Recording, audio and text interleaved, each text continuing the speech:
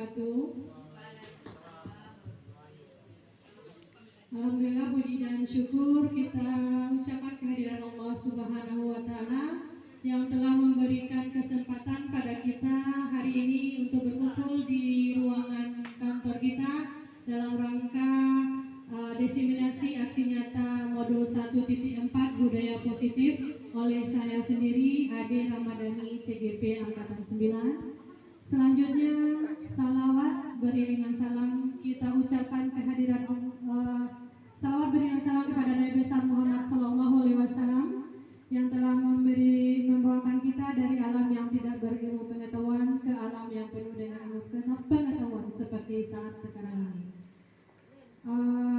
Tanpa memperpanjang mukadimah, kita langsung saja. Kegiatan kita pada hari ini adalah diseminasi aksi nyata modul 1.4 yang modulnya adalah budaya positif sebagai bagian dari tugas saya dalam CGP Angkatan 9. Urutan acara saya sampaikan sedikit. Pertama akan ada sedikit pembukaan atau sambutan oleh Ibu Kepala Sekolah kita. Selanjutnya ada presentasi dari saya dan dilanjutkan dengan sesi tanya jawab dan terakhir nanti penutup, tidak terlalu banyak. Saya ucapkan terima kasih kepada Bapak Ibu hadirin yang sudah menghadiri kegiatan pada hari ini. Untuk acara selanjutnya sambutan dan sedikit pengarahan dari Ibu Kepala Sekolah. Kepada Ibu, waktu dan tempat kami persilakan. Terima kasih kita ucapkan kepada Ibu Ade Ramadhani sebagai CGP yang lagi dalam proses pembuatan hasil nyata. Terlebih dahulu kita bersama-sama kita bersyukur kepada Allah dengan segala bentuk rahmat dan karunia kepada kita. Mudah-mudahan apa yang kita lakukan ini berjalan dengan baik dan lancar. Kemudian berselawat kita kepada Nabi Muhammad SAW, yang mana dengan banyaknya kita berselawat, insya Allah kita akan mendapat syafaat yang nanti. Ucapan terima kasih juga kepada Bapak Ibu yang sudah hadir dalam ruangan ini dalam menyaksikan kegiatan CGP. Mudah-mudahan Bapak Ibu berikutnya menjadi CGP pula seperti Bu Ade Ramadhani.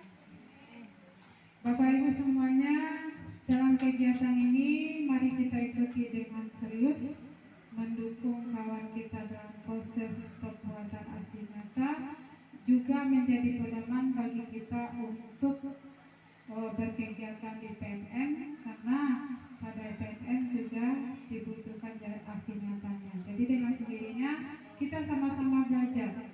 CGP mempersembahkan praktek bagaimana membuat sebuah aksi nyata, dan kita juga bisa menggunakannya dalam kegiatan PMM yang sedang kita lakukan. Karena kegiatan guru semuanya berada di PMM. Jadi kegiatan ini Bapak Ibu sangat membantu CGP dan juga kita semua. Mudah-mudahan Bapak Ibu yang belum CGP bisa CGP, tetap kita berada dalam lingkungan kegiatan PMM. Demikian kata sambutan yang saya sampaikan hari ini. Mudah-mudahan kita diberi kemudahan, kelancaran sampai kegiatannya selesai, ilmunya bisa kita bawa pulang dan kita praktekkan dalam kegiatan proses pembelajaran yang pada prinsipnya menggunakan kurikulum Merdeka. Demikian, wabillahi taufiq wal hidayah. Assalamualaikum warahmatullahi wabarakatuh.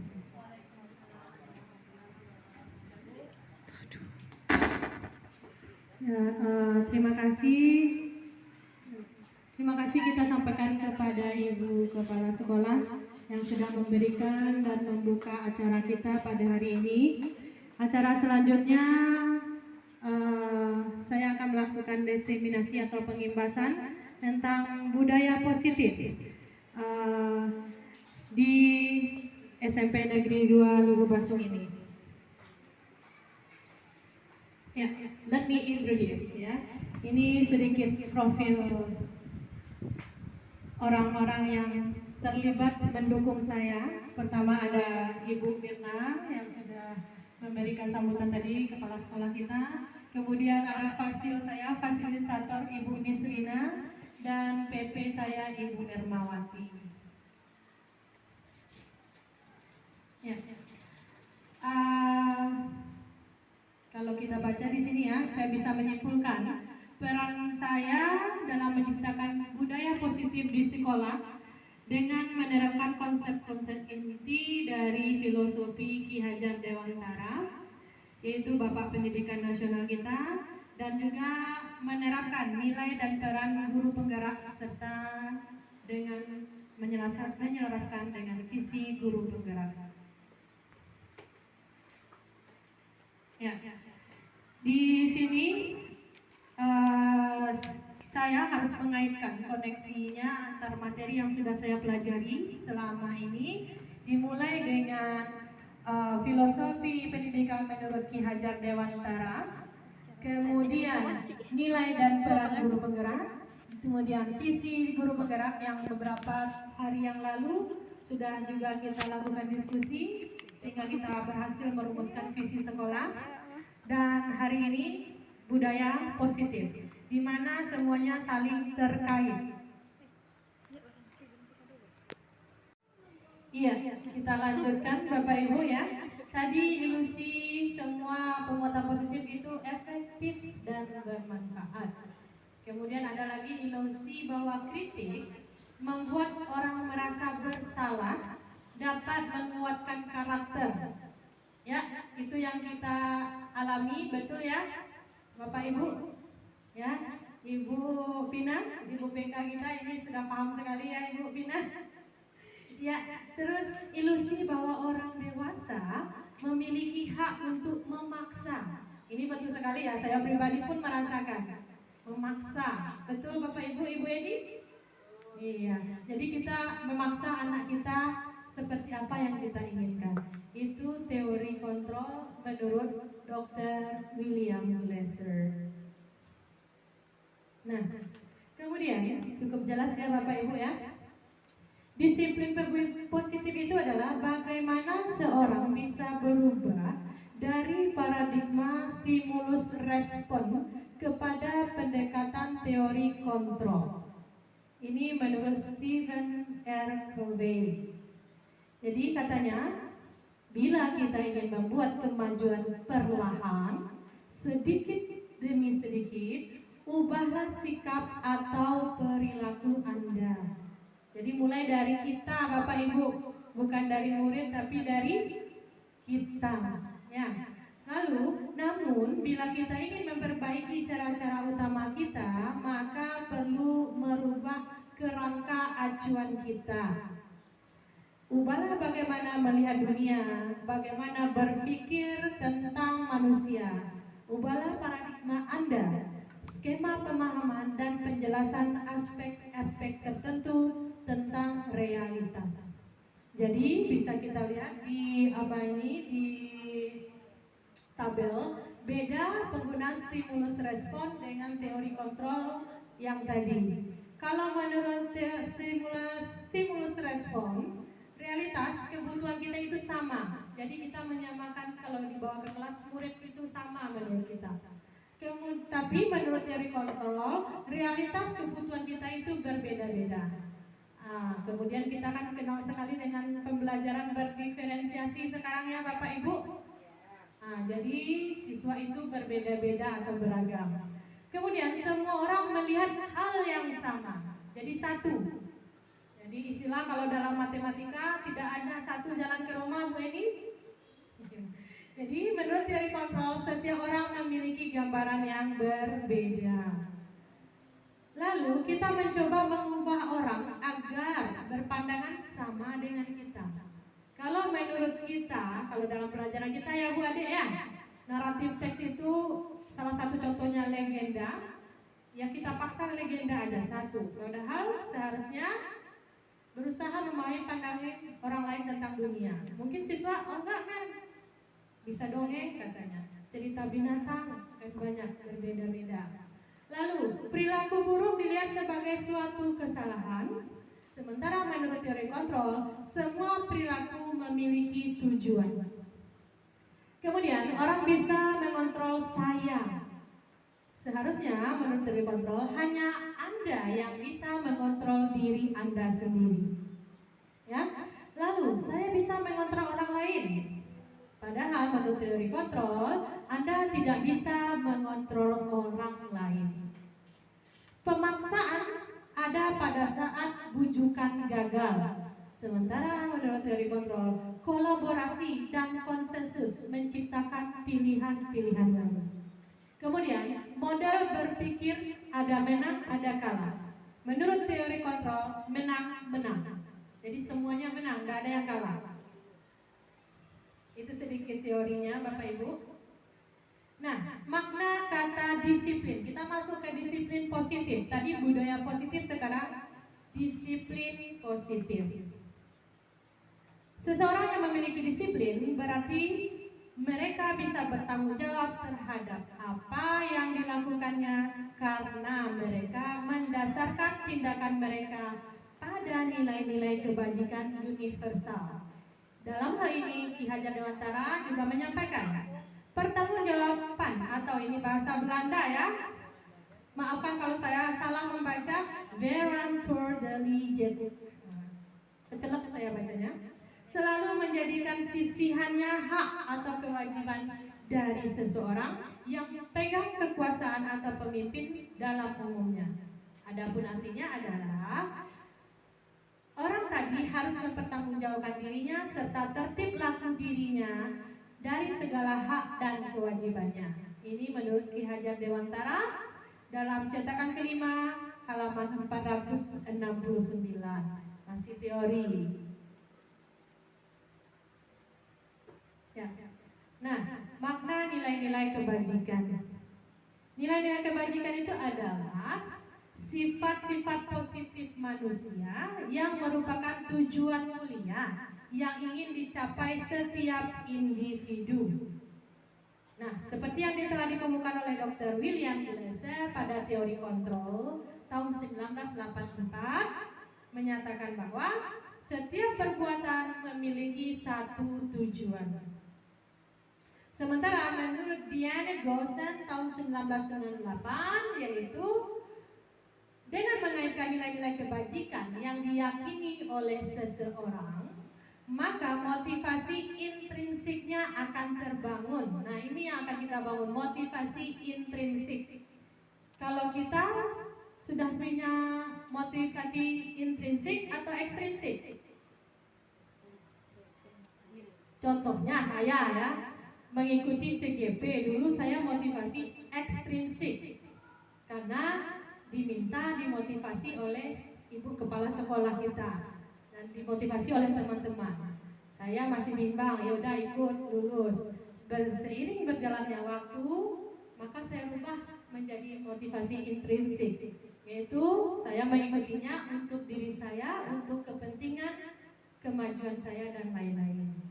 Nah, ini juga yang akan kita lakukan di dalam kelas kita. Ya, Bapak Ibu, sebentar. Kita lakukan dulu ice breaking ya, karena siang-siang. Nah, ngantuk. Sebentar. Oke. Do you know siapa ini? Of course, orang ini. Oke, ini orang apa kira-kira? Orang Indonesia? Ibu Vina lucu sekali dan bagus sekali di siang hari ini. Terima kasih Ibu Vina. Ini yang menyukai, mungkin Bu Widya ini menyukai film Korea atau penyanyi Korea tidak? Oh tidak. Oke, ini adalah Jungkook. Bukan Jungkook, Jungkook ya Pak ya? Pak yang tahu Jungkook. Oke, kita lakukan ice breaking Jungkook yang judul lagunya Dreamer. Oke, Bapak Ibu maunya sambil duduk atau sambil berdiri? Sambil duduk saja, ya, oke. Nah, kita cobakan ya Bapak Ibu. Sebentar, saya lupa speakernya. Ibu Nia, speaker tadi di mana Ibu Nia? Kita pause dulu Ibu Nia.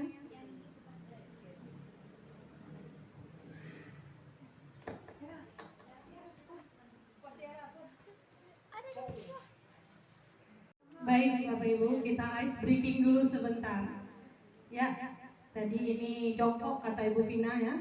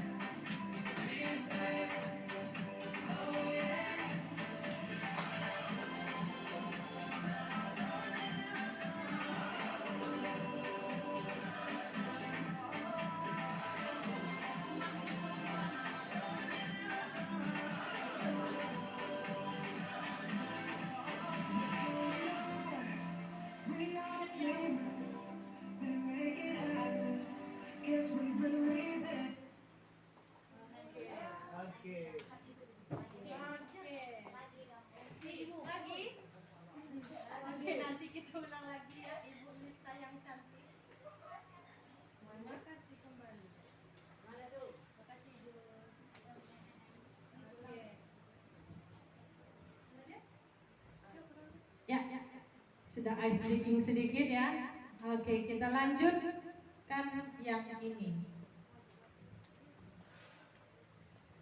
Halo?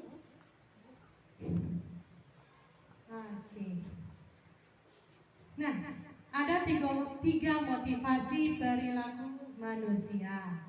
Ya, satu untuk menghindari ketidaknyamanan atau hukuman. Ayo, secara tidak langsung kita sering ini ya.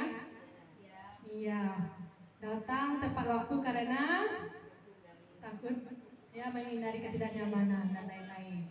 Untuk mendapatkan imbalan dan penghargaan dari orang lain. Nah, ayo. Siapa nih? Saya sering. Ibu Lisa? Sesekali. Pak ya?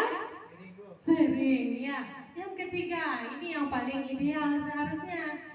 Untuk menjadi orang yang mereka inginkan dan menghargai diri sendiri dengan nilai-nilai yang mereka percaya. Apakah kita sudah memiliki nomor 3? Berusaha. Oke. Ya. Nomor 1 dan 2 baru, dan nomor 3 akan kita gapai bersama-sama. Ya, ini ada sebuah contoh ya Bapak Ibu. Iva kurang menguasai pembelajaran matematika, ya Ibu matematika.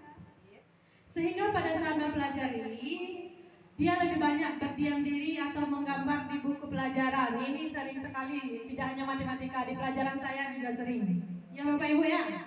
Pada saat guru matematikanya Pak Seno, Bu Eni harusnya ini ya Bu Eni, ya, menanyakan pertanyaan kepada Iva, dia menjadi gugup dan tak sengaja menjatuhkan tasnya dari kursi. Ya, Tiba-tiba dia gagap dan berupaya menjawab. Seluruh kelas menjadi riuh dan tertawa, kan begitu. Iva yang tergagap dan malu luar biasa malahan diminta untuk maju ke depan dan berdiri di depan kelas sambil menunjuk hidungnya. Ya, kalau ini kita sudah tidak melakukannya ya Bapak Ibu ya. Oke. Terus karena tidak bisa menjawab pertanyaan Pak Seno, kelas makin gaduh dan anak-anak pun tertawa melihat Iva yang sedang menunjuk hidungnya di depan kelas. Nah, pertanyaannya Bapak Ibu, apakah Anda setuju dengan tindakan Pak Seno terhadap Iva? Tidak. Mengapa? Ya, Ibu Agusti? Karena itu mempermalukan murid di depan teman-temannya. Mempermalukan murid di depan teman-temannya. Betul sekali ya. Setuju ya Pak ya? Setuju, Bu. Ya. Terus menurut Anda, tindakan Pak Seno terhadap Iva adalah sebuah hukuman atau konsekuensi? Hukuman. Oke, bukan konsekuensi. Kenapa?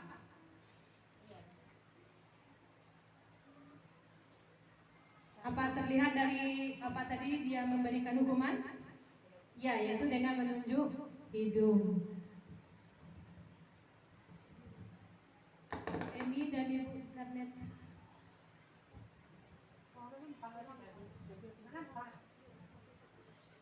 Ya, kita lanjut ya. Nah, apa itu hukuman? Hukuman bersifat tidak terencana atau tiba-tiba. Anak atau murid tidak tahu apa yang akan terjadi atau tidak dilibatkan. Hukuman bersifat satu arah dari pihak guru yang memberikan dan murid hanya menerima hukuman tanpa suatu kesepakatan atau pengarahan dari guru. Hukuman yang diberikan bisa berupa fisik maupun psikis. Murid disakiti oleh suatu perbuatan atau kata-kata. Ya, ini yang dapat kita sadari kita lakukan ya Bapak Ibu. Kalau kita bilang nanti Ibu akan menghukum, jadinya tidak hukuman jadinya. Ya, kita tanpa apa? Tanpa ada aba-aba, tanpa ada rencana, langsung saja menghukum jika ada terjadi sesuatu di kelas kita.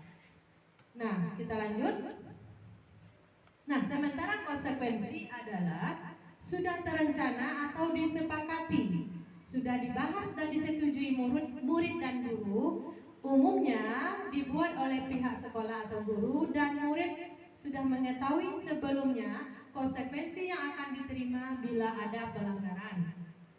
Nah, pada konsekuensi, murid dibuat tidak nyaman untuk jangka waktu hanya yang pendek. Kalau hukuman itu kadang jangkanya panjang. Seperti tadi menunjuk hidung akan lama teringat oleh si Iva. Kalau konsekuensi dia pendek dan diberikan berdasarkan data yang umumnya dapat diukur. Misalnya setelah 3 kali tugas tidak diselesaikan pada batas waktu, maka murid melakukan kegiatan di luar kegiatan pembelajaran, misalnya main ngobrol, maka murid tersebut akan kehilangan waktu bermain atau menyelesaikan tugas yang ketertinggalan. Jadi dia selesaikan di jam keluar main mungkin seperti itu. Nah, peraturan dan konsekuensi yang mengikuti ini sudah diketahui sebelumnya oleh murid, dan sikap guru di sini senantiasa memonitor guru. Jadi ada istilah baru selain hukuman kita pakai di kelas konsekuensi. Ya, begitu ya Ibu Nora? Ya, berikut ada namanya restitusi. Apa itu restitusi? Proses menciptakan kondisi murid untuk memperbaiki kesalahan mereka sehingga mereka kembali kepada kelompok mereka dengan karakter yang lebih kuat. Ini menurut Gosen 2004. Restitusi juga merupakan proses kolaboratif yang mengajarkan murid untuk mencari solusi untuk masalah mereka dan membantu mereka berpikir apa yang mereka inginkan dan bagaimana harus memperlakukan orang lain. Ini menurut Chelsen Gosen tahun 1996. Nah, ini yang perlu kita ketahui Bapak Ibu. Kebutuhan dasar manusia. Satu, kebutuhan untuk bertahan hidup atau survival. Ini sering kan siswa atau murid kita keluar minta izin untuk makan. Nah, berarti itu adalah pemenuhan dari kebutuhannya bertahan hidup. kasih sayang dan rasa diterima, love and belonging. Nah, ini juga kesenangan. Nah, kesenangan ini yang sering terjadi di kelas kita. Misalnya ada yang suka berlarian di kelas murid kita ya Bapak Ibu. Ada yang suka mencowel temannya. Ada yang suka melempar mungkin kadang pesawat kertas. Nah, itu adalah kesenangan sebenarnya bagi mereka. Tergantung kita lagi mengarahkannya. Kemudian ada freedom, kebebasan. Dan terakhir adanya penguasaan atau power. Ini tidak hanya pada siswa, kita juga memiliki ini. Kita pindah ya Bapak Ibu. Nah, ini ada posisi kontrol restitusi. Nah, nanti kita lihat posisi kita di mana. Ada penghukum, pembuat merasa bersalah, sebagai teman, sebagai pemantau, atau sebagai manajer Bapak Ibu. Ayo. Nah, di sini bisa terlihat tabelnya Bapak Ibu? Kurang ya? Ya, saya coba bacakan. Yang menjadi motivasi eksternal itu adalah sebagiannya berada pada identitas gagal, yaitu posisi sebagai penghukum atau pembuat rasa bersalah. Nah, apa contohnya berbuatnya di sini? Menghardik, menunjuk-nunjuk, ya, kemudian menyindir atau menyakiti perasaan.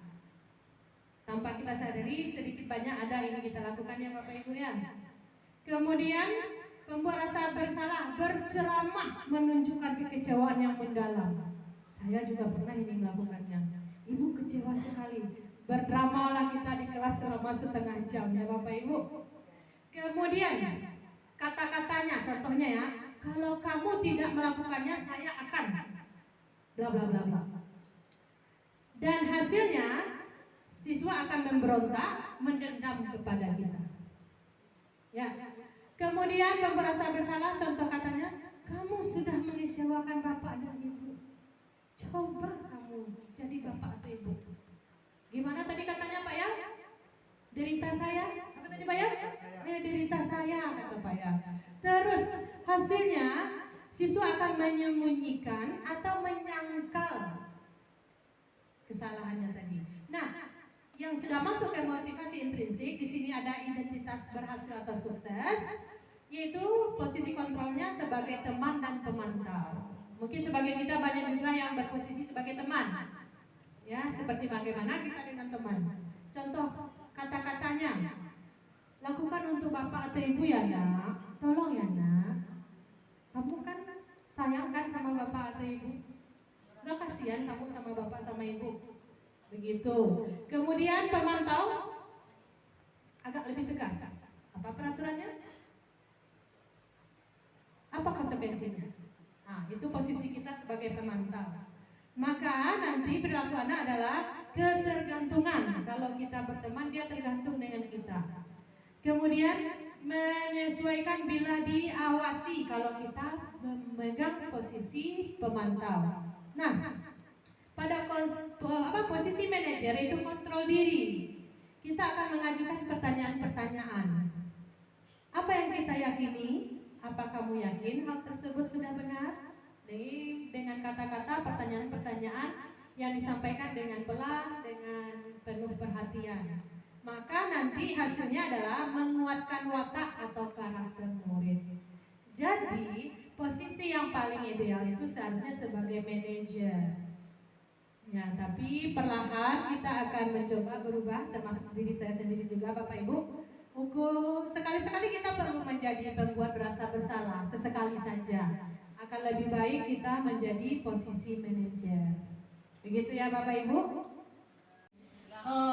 Untuk mendukung 5 posisi guru yang tadi, kita coba menonton video berikut. Mari kita simak bersama-sama. Salam bahagia Ibu dan Bapak Guru hebat. Dalam penerapan disiplin positif restitusi, salah satu program yang dikembangkan adalah 5 posisi kontrol. 5 posisi kontrol dalam restitusi adalah adalah proses perjalanan seorang pendidik agar dapat mengenali dirinya. Pada video kali ini, kita akan membahas tentang 5 posisi kontrol yang dikembangkan oleh Diane Gosson dan contoh penerapannya.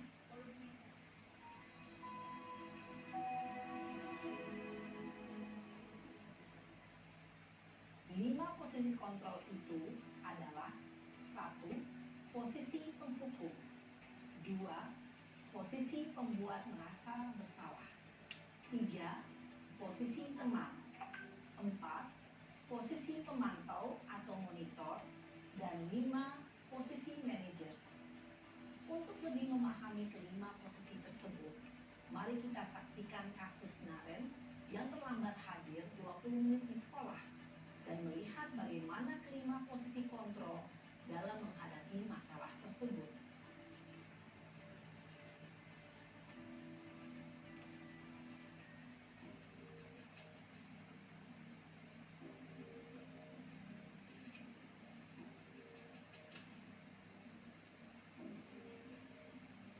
Naren! Sini kamu!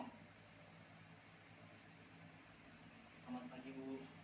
Selalu terlambat. Kamu deh, pasti terlambat. Maaf, Bu. Saya Apa? Apa coba? Alasan kamu apa lagi? Kapan sih kamu tidak terlambat? Malas sekali ya kamu jadi anak. saya Dasar pemalas.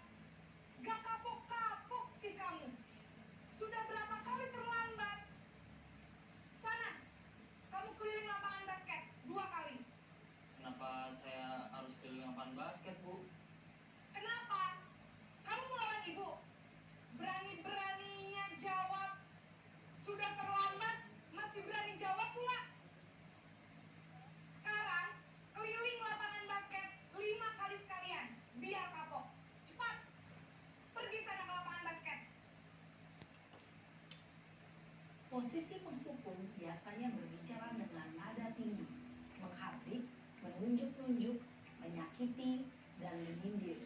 Hukuman bisa berupa fisik maupun psikis. Ibu dan bapak guru hebat. Dampak yang terjadi pada murid ketika guru berada pada posisi penghukum adalah murid cenderung akan memberontak, bahkan menyimpan dendam.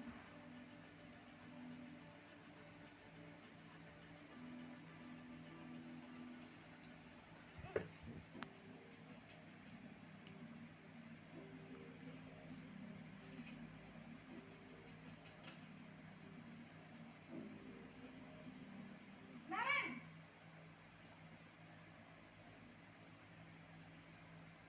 Selamat pagi, Bu. Naren. Kamu kenapa terlambat lagi, nak? Ya Tuhan, Naren.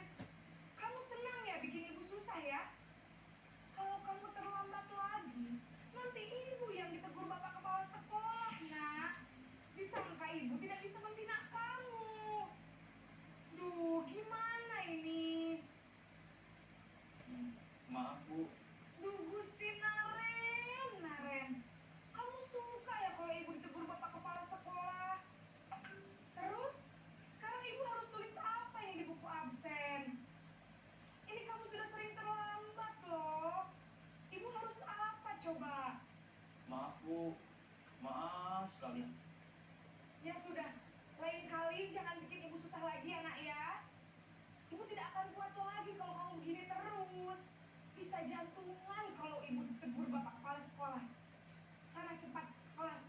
Maaf ya, Bu. Maaf sekali. Posisi pembuat rasa bersalah berbicara dengan nada tenang, cenderung lembut.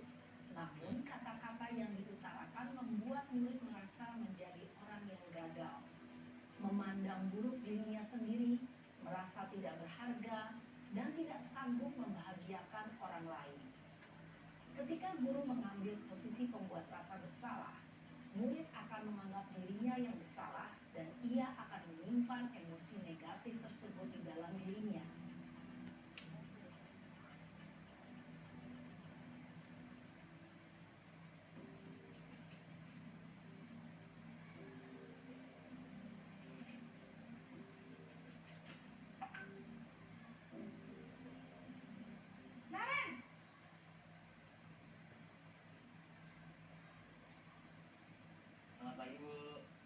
Wah, sudah jam berapa ini, Nak? Terlambat lagi ya, sayang. Iya Bu, habis ibu saya lupa bangunkan saya Bu. Kamu malah menyalahkan ibu kamu. Kamu bukannya anak yang larinya paling kencang. Kok terlambat sih? Iya Bu, saya memang terlambat bangun tadi. Jadi biarpun saya lari kencang, tetap gak kekejar Bu. Ya sudah sana. Nanti lain kali larinya lebih kencang lagi ya. Biar gak terlambat lagi. Bikin seneng ibu. Demi ibu. Bisa kan? Bisa lah Bu. Ya sudah sana masuk kelas. Ibu beresin urusan absen kamu. Kamu ini ada-ada saja. Dalam posisi teman, guru berbicara dengan nada suara ramah, akrab, cenderung bersenda gurau untuk menjaga suasana tetap santai. Murid akan merasa senang, aman, dan akrab dengan guru. Identitas yang tercipta adalah identitas sukses atau berhasil. Namun, perlu diingat, karena ini masih dorongan eksternal, maka ada faktor ketergantungan dari murid kepada orang tertentu. Di sini guru aksennya, sehingga di lain waktu murid bisa berperilaku baik, namun hanya kepada orang-orang tertentu saja.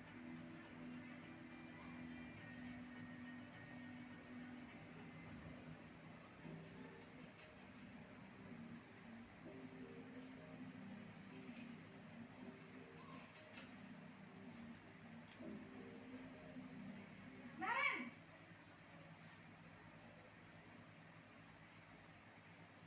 Selamat pagi Bu. Naren, apa peraturan sekolah kita tentang jam berapa kita harus masuk sekolah, Nak? Kita harus di sekolah jam 7 Bu. Iya betul, sekarang sudah jam 7.20. Naren sudah tahu konsekuensinya jika terlambat hadir. Paham Bu, saya harus tinggal kelas pas jam istirahat selama 20 menit. Iya benar, konsekuensinya demikian.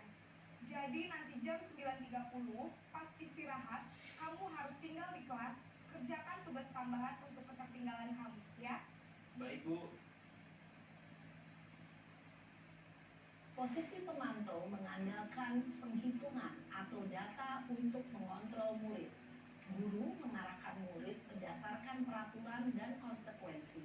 Seorang pemantau menunjukkan bahasa tubuh dan ekspresi wajah yang datar dan cenderung formal.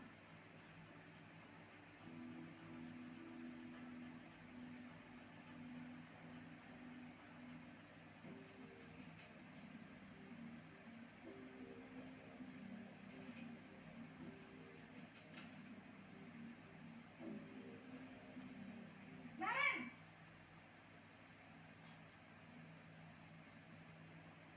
Selamat pagi Bu.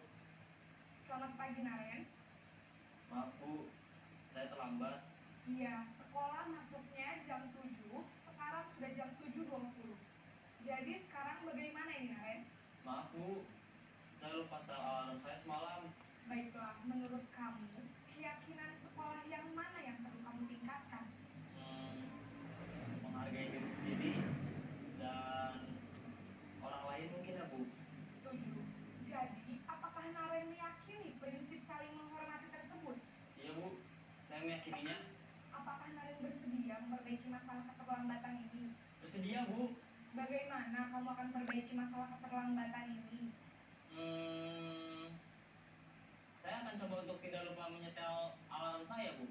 Baik, kalau Naren lupa menyetel alarm di rumah, ada orang yang kira-kira bisa bantu mengingatkan tidak? Ada Bu, kakak saya, Kak Emma. Ada lagi selain Kak Emma? Selain Kak Emma, ada ibu saya. Baik, jadi yang mengingatkan Naren adalah Kak Emma dan ibu kamu ya? Kira-kira akan mulai setel alarm kapan nih, Naren? Setelah pulang sekolah, akan segera saya lakukan. Baik, jadi Naren akan setel alarm untuk bangun besok pagi dan akan diingatkan oleh kakak dan ibunda Naren ya. Ada lagi yang mungkin perlu dilakukan, Naren? Agar tidak terlambat bangun lagi. Tidak ada Bu. Baik, Naren. Terima kasih untuk kerjasama kamu. Sekarang kamu perlu kembali ke kelas untuk belajar. Baik Bu, terima kasih. Posisi manajer adalah posisi kontrol yang disarankan untuk membimbing murid memiliki sikap disiplin yang positif, yaitu murid yang mandiri, bertanggung jawab, dan dapat memecahkan masalah. Tujuan dari posisi ini adalah agar murid dapat berefleksi atas tindakannya. Guru akan dengan tulus memberikan pertanyaan-pertanyaan bermakna, sehingga membuat murid dapat belajar dari kesalahannya dan mencari sebuah solusi untuk menyelesaikannya. Ibu dan Bapak guru hebat, setelah mengamati adegan kelima posisi kontrol tadi, kira-kira posisi mana yang paling ideal? Posisi mana yang dapat menunjang motivasi intrinsik murid? Ya, tentu posisi manajer. Posisi ini memang posisi ideal yang ingin dituju setiap pendidik. Pada posisi inilah, guru dapat menerapkan disiplin positif yang berpihak pada murid, yang memerdekakan murid. Perjalanan seorang pendidik tentunya tidak mudah untuk sampai pada posisi seorang manajer. Namun, tujuan kita pasti, yaitu menciptakan murid-murid yang mandiri, merdeka, dan bertanggung jawab. Semoga penggambaran 5 posisi kontrol yang telah diperlihatkan ini dapat menjadi ajang refleksi bagi kita semua, agar dapat terus mengasah dan menerapkan disiplin positif yang memerdekakan murid. Mari terus berlatih dan bersemangat. Selamat menerapkan. Salam dan bahagia Ibu dan Bapak guru hebat. Ya, jadi Bapak Ibu, dari pemutaran video tadi sudah lebih jelas kepada kita 5 posisi kontrol dulu yang sudah saya jelaskan sebelumnya ya Bapak Ibu. Iya, terima kasih.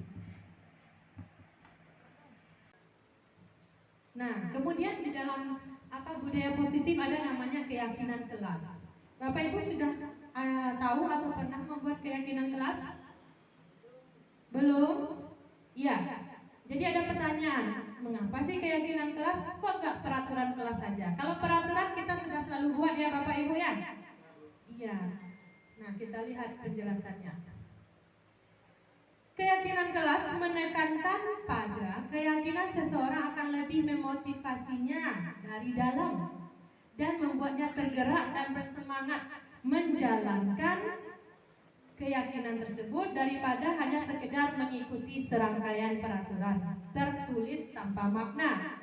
Murid-murid perlu mendengarkan dan memahami arti sesungguhnya tentang peraturan tersebut. Tujuan utamanya tentu menjadi tidak tertarik atau takut sehingga sekedar mengikuti saja kalau itu peraturan, sehingga mengatur mereka tanpa memahami tujuan mulianya. Nah, kita lanjut. Nah, di kelas saya sudah mencoba melakukan keyakinan kelas. Cuman dokumentasinya belum sempat saya masukkan ke slide. Cuman ini kami sudah berhasil membuat keyakinan kelas. Keyakinan kelas ini kita membuka kesempatan kepada siswa untuk memberikan curah pendapatnya. Apa sih keyakinan kelas atau yang biasanya kita jadikan peraturan kelas? Mereka memberikan ide, kemudian kita mungkin tempel di kertas flip chart, lalu kita simpulkan bersama, dan ini contohnya saya tuliskan ke sini. Nah, dalam keyakinan kelas ini kita selalu menggunakan kata positif, kita hindari kata negatif. Tidak boleh, jangan, dilarang. Jadi peraturan kita yang sudah ada itu kita rubah. Itu saja bedanya. Jadi diyakini bersama-sama. Contohnya, selalu berpikir positif. Ya, senantiasa menjadi diri terbaik. Ini kan banyak. Ya. Harus mengerjakan PR, harus ke depan. Itu kan negatif. Jadi ditukar katanya dengan senantiasa menjadi diri terbaik, percaya dan menghormati orang lain. Stop bullying peraturan kita. Maka dia masuk di sini. Serta menghargai barang miliknya. Kalau dia menghargai barang miliknya, maka begitu juga dengan barang milik orang lain. Kemudian berkomitmen terhadap setiap tugas. Nah, ini bertanggung jawab untuk melaksanakan PR mungkin dan tugas-tugas di kelas. Dan senantiasa membantu. Ini karena kebetulan saya di kelas 7B. Ya. Nah, nanti ada lagi namanya segitiga restitusi. Apa itu segitiga restitusi? Proses dialog. Jadi dialog yang dijalankan oleh guru dan atau orang tua, orang tua juga bisa menggunakan segitiga restitusi di rumah sehingga menghasilkan murid yang mandiri dan bertanggung jawab. Bapak Ibu pernah berdialog dengan muridnya yang melakukan kesalahan atau langsung menghukum? Berdialog, iya. Nah, lanjut. Jadi langkah-langkahnya ada 3. Nanti ada gambarnya, ada namanya segitiga, berarti segitiga nanti seperti ini. Pertama kita menstabilkan identitas. Kita semua akan melakukan hal terbaik yang kita bisa lakukan. Lalu ada namanya validasi tindakan yang salah. Semua perilaku memiliki alasan. Kemudian menanyakan keyakinan, karena kita sudah bukan bikin keyakinan kelas tadi. Kita semua memiliki motivasi internal.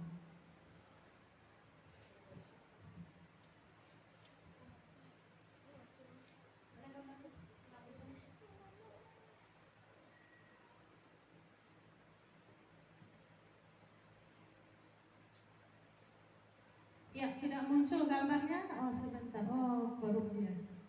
Nanti ada, saya lihatkan saja. Ya, kita lihat saja dulu ke ini ada praktek restitusi yang sudah saya cobakan dengan murid. Mana tombolnya ini?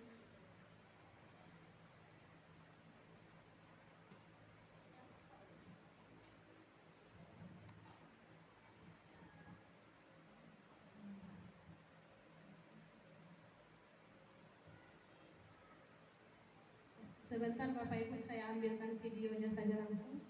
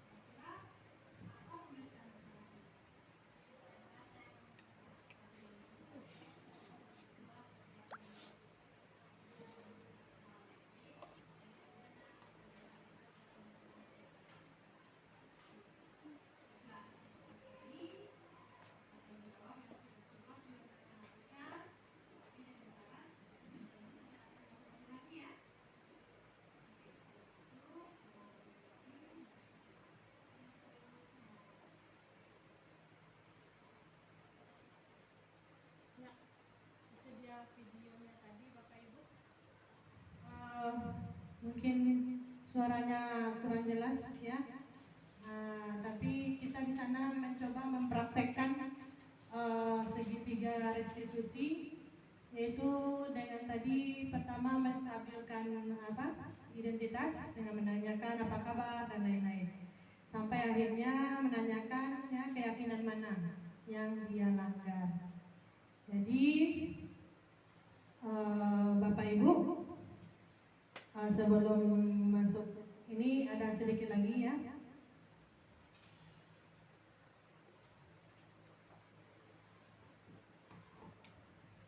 Ya, ini apa namanya, quote atau apa ya, kata-kata yang saya ciptakan sendiri ya.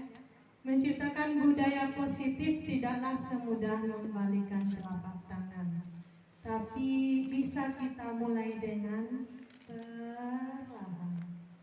Ya, mungkin saja budaya positif ini akan tercipta di sekolah kita. Tidak mungkin dalam 2-3 bulan ataupun 1 tahun, bertahun pun mungkin, tapi step by step, perlahan-perlahan mungkin saja. Jadi contohnya penguatan. Kita budaya positif kita sudah ada budaya positif dari dulu ya Bu Ade ya. Ada pembiasaan pembacaan Asmaul Husna, itu kan sudah budaya positif juga. Oke, dan contoh-contoh lain 3S. Senyum, sapa, salam, itu juga sudah ada pembiasaan di sekolah kita. Mungkin sebagian besar juga sudah kita lakukan. Hanya butuh aksi nyata yang lebih lagi, ya, di kelas ataupun di sekolah untuk kita bisa bersama-sama menciptakan budaya positif. Oke, kalau dari slide saya ini sudah habis. Thank you so much. Oke. Nah, kita masuk segmen berikutnya, sedikit tanya jawab ya Bapak Ibu. Saya persilakan untuk memberikan umpan balik, bisa saran pun, boleh pertanyaan. Saya persilakan. Ada Bapak Ibu yang mau bertanya? Iya, silakan Ibu Nora. Diri Ibu Nora. Ya, tertutup Ibu Nora oleh kursinya Bu Eni ini. Baik Bu, mungkin terima kasih atas kesempatannya kali ini. Saya memberikan terus kepada Bu. Terima kasih Bu Nora. Ilmu tentang BGP yang telah dipaparkan tadi sudah bagus sekali dan kami mendapatkan ilmu baru. Mudah-mudahan nanti kami bisa menerapkan di sekolah kita ini. Nah, di sini saya ingin bertanya, di mana dari paparan tadi kita ini Bu ya, kita sebagai seorang ibu, setelah kita mengetahui yang Ibu paparkan tadi bahwasanya kalau kita flashback kembali ya, apa yang telah kita lakukan mungkin ada di antaranya yang kita lakukan kepada murid kita, ketika dia salah kita memberikan sebuah hukuman. Nah, di sini saya ingin bertanya, bagaimana sikap kita, caranya istilahnya supaya kita itu menghindari atau mengantisipasi lah sikap kita kepada murid supaya tidak memberikan hukuman tersebut. Terima kasih. Itu dan kembalikan kepada Ibu. Ya, terima kasih Ibu Nora. Ibu Nora tadi menanyakan bagaimana upaya kita sebagai guru supaya kita tidak sampai melakukan hukuman tersebut tadi. Ya, kembali kepada teori yang tadi sudah saya sampaikan, kita harus mulai dari diri sendiri. Tidak bisa serta-merta hanya menginginkan murid berubah, kita harus merubah diri kita sendiri. Sebagai pendidik kita itu menuntun laku murid. Menuntun artinya menyampaikan dia sampai selamat, bahagia lahir batin. Artinya saat kita memberikan hukuman berarti kan dia tidak merasa bahagia. Nah, gimana upaya? Nah, itu PR kita bersama seharusnya Bapak Ibu. Cuman mungkin bisa menurut saya atau mungkin nanti Bapak Ibu yang lain juga bisa menambahkan saran ya. Bagaimana upayanya? Tadi kita membangun motivasi intrinsik dulu di dalam diri kita. Hei, kita ini pendidik, kita harus ingat posisi kita sedang sebagai yang mana? 1 dari 5 tadi. Kalau penghukum berarti kita akan memberikan hukuman. Pastinya itu dari dalam diri. Kalau sudah kita bangun motivasi intrinsik, ini adalah anak saya adalah pendidiknya, ya, maka saya akan berusaha berlaku positif kepada murid walaupun mereka membuat kesalahan. Nah, upaya pertama yaitu dia membangun motivasi intrinsik, dan ini tidak pun mudah ya Bapak Ibu ya. Betul Bapak Ibu? Membangun dari dalam diri kita motivasi intrinsik tersebut. Yang kedua, mungkin kita juga harus selalu mengontrol emosi. Jadi yang emosi ini bukan murid saja, terkadang kita juga emosi, ya. Di sini kita perlu, karena ini saat kita merasa marah kita beristighfar Bapak Ibu ya. Dan pastinya itu yang bisa saya tawarkan upaya yang ditanyakan oleh Ibu Nora tadi. Atau Bapak Ibu ada yang mau mencoba menambahkan? Tidak? Sementara begitu saja dulu. Bagaimana Ibu Nora? Baik Bu Ade, terima kasih atas penjelasannya. Mungkin kita lebih dari dalam diri kita terlebih dahulu ya, dan juga bagaimana kita berkolaborasi dalam komunitas sekolah kita ini supaya tujuan apa yang kita capai di sekolah bisa tercapai. Terima kasih. Iya, terima kasih Bu Nora. Silakan saran atau pertanyaan selanjutnya. Bapak Ibu, ada lagi yang mau bertanya? Boleh, memberikan saran juga boleh.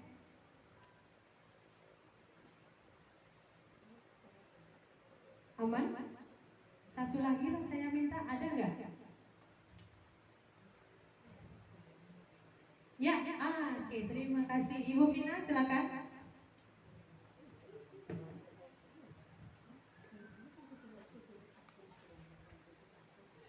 Terima kasih atas kesempatannya. Assalamualaikum warahmatullahi wabarakatuh.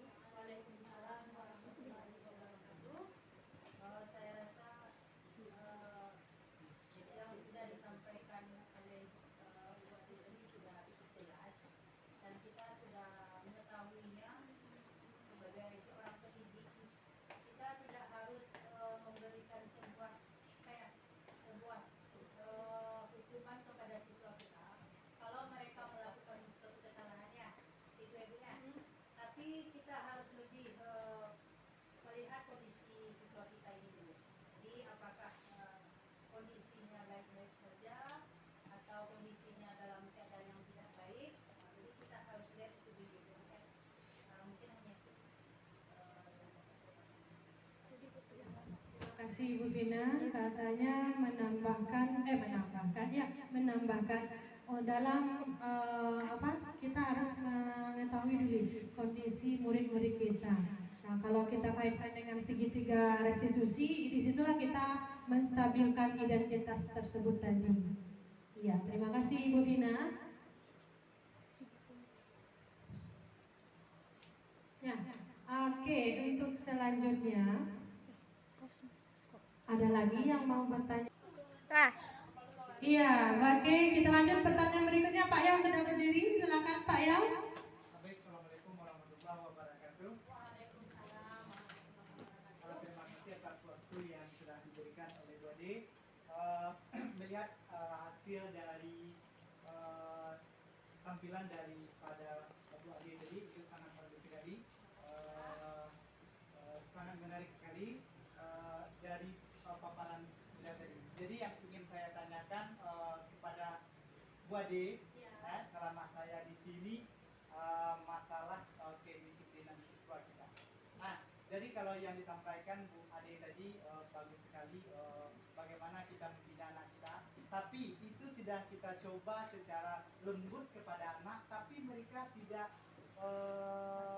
jerah, makin malah bertambah dia. Pas waktu salah satunya terlambat, kenapa kamu terlambat? Ini ada alasannya. Kemudian kita panggil dia, kenapa terlambatnya? Kemudian kita beri kesempatan kepada dia untuk belajar. Kemudian malah untuk selanjutnya diulang lagi dan selanjutnya diulang lagi. Bagaimana solusinya supaya kita bisa menerapkannya kedisiplinan kepada anak. Terima kasih Bu Ade. Assalamualaikum warahmatullahi wabarakatuh. Waalaikumsalam. Ya, terima kasih Bapak Yal. Pertanyaan yang bukan mungkin hanya milik Pak Yal ya, milik kita bersama di sekolah ini. Ya, gimana ya? Sudah ini dilakukan, masih dilakukan. Ini dilakukan, masih dilakukan. Kalau masih dilakukan 3 kali boleh enggak kita memberikan hukuman lagi? Hukuman. Hukumannya bukan untuk fisik tapi membuat dia jerah, disiplin. Oke. Iya, sebelum ke saya, mungkin saya mau ada sedikit komentar dari Ibu BK kita tercinta. Bisa mungkin Ibu siapa? Ibu Vina. Terima kasih Ibu Vina.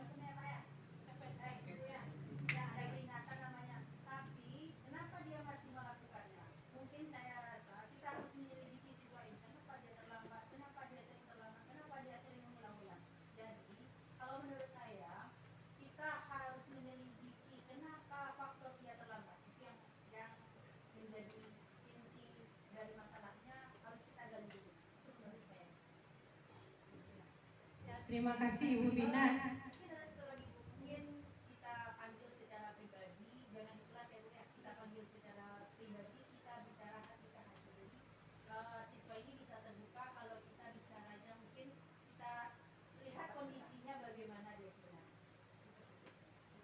Terima kasih Ibu Vina. Ya, benar sekali yang disampaikan oleh Ibu Vina. Mungkin kita semua sudah juga pernah merasakan hal ini. Kita melihat kondisi atau apa sebenarnya alasan dari si murid tersebut seperti itu. Kadang itu yang tidak sempat kita lakukan.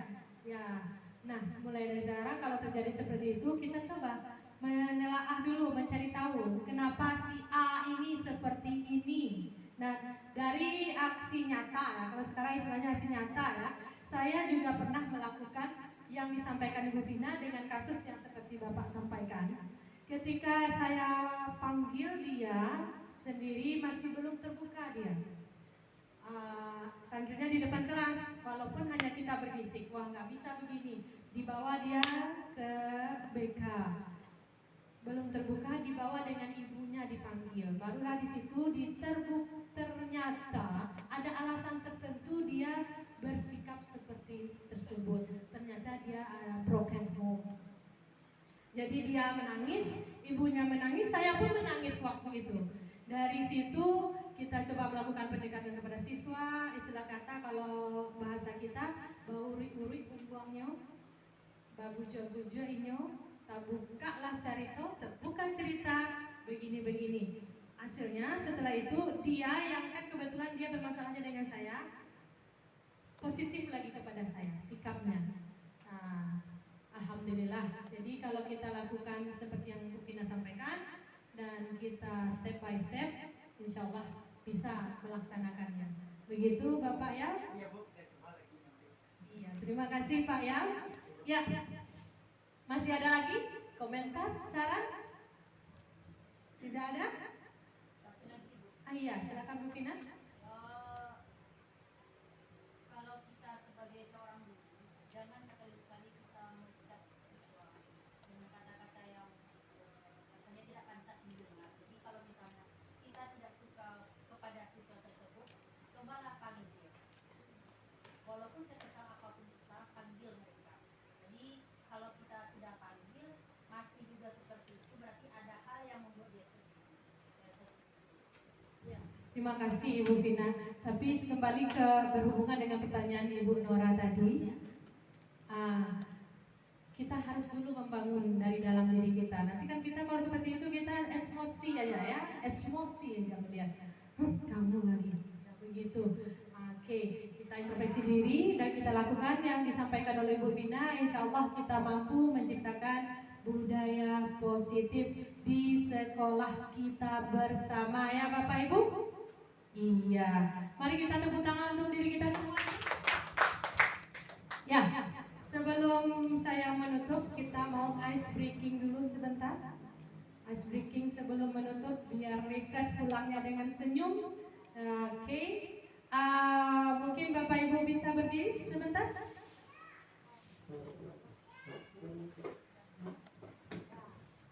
Namanya Bapak Ibu Tepuk Santiang, ya. Oke, saya contohkan. Tepuk Santiang.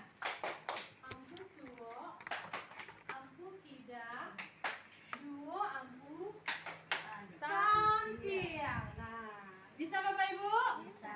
Oke, 1, 2, 3. Tepuk Santiang. Ampu suwo, ampu kida, duo ampu Santiang, Santiang ibu-ibu semuanya, terima kasih. Oke, silakan duduk kembali Bapak Ibu. Ya, oke, berarti ini sudah di penghujung acara kita. Maka kita akan melakukan penutupan. Pertama, kita beri ringkasan sedikit dulu ya. Budaya positif ini sangat penting kita terapkan di sekolah kita ya Bapak Ibu, karena dengan tujuannya sesuai dengan filosofi Ki Hajar Dewantara, kita mengharapkan murid-murid yang berkarakter dan sesuai dengan profil pelajar Pancasila yang kita harapkan semua murid kita memiliki karakter baik. Jadi perlahan seperti yang saya sampaikan tadi, tidak semudah membalikan telapak tangan. Bisa jadi 1 tahun, 2 tahun, atau kalau mau semuanya itu dalam 10 tahun. Saya harapkan kita, termasuk saya dan Bapak Ibu semua setelah ini mencoba melakukan aksi nyata di kelas kita masing-masing tentang budaya positif ini, sehingga akan terbangun budaya positif dan sekolah kita menjadi lebih baik. Bagaimana Bapak Ibu? Siap? Siap? Oke. Bapak Ibu siap? Oke. Itu saja terakhir dari saya. Saya mohon maaf apabila ada salah-salah kata Bapak dan Ibu. Berkenan memaafkan. Ya, karena di sini kita hanya berbagi, bukan sok tahu atau menggurui. Saya di sini hanya berbagi. Insya Allah menjadi sebuah amal bagi kita semua kegiatan kita pada hari ini. Dan mari kita tutup kegiatan kita ini mengucapkan hamdalah Bapak Ibu. Ya, terima kasih Bapak Ibu atas kehadirannya semua. Dan saya tutup dengan mengucapkan wassalamualaikum warahmatullahi wabarakatuh.